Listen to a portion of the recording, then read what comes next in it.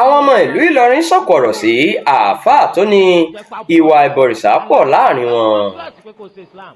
Àwọn ọmọ bíbí ìlú Ìlọrin ti sọ̀kò ọ̀rọ̀ sí ọkùnrin oníwàásí kan, Dókítà Sharafadeen Gbadebo Raji, látàrí bó ṣe sọ pé ìbọ̀rìṣà pọ̀ yanturu nílùú Ìlọrin tí ṣe olú ìlú ìpínlẹ̀ Kwara.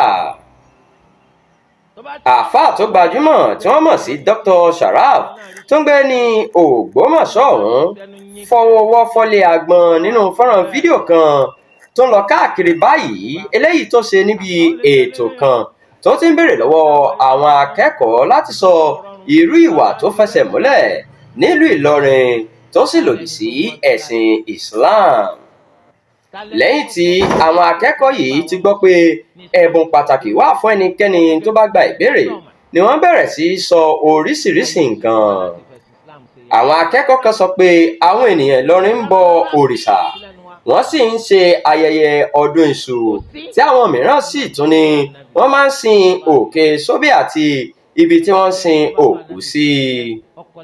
Bẹ́ẹ̀ ni Dókítà Raji mi orí rẹ̀ níbi tó wà, tó sì tún gba àwọn míì láàyè láti dárúkọ ohun tó yàtọ̀ sí àwọn ìṣáájú ti dárúkọ. Àmọ́ ṣá, onírúurú awuyewuye ló ti ń wáyé lórí ọ̀rọ̀ náà, pàápàá jùlọ lórí ìkànnì ayélujára.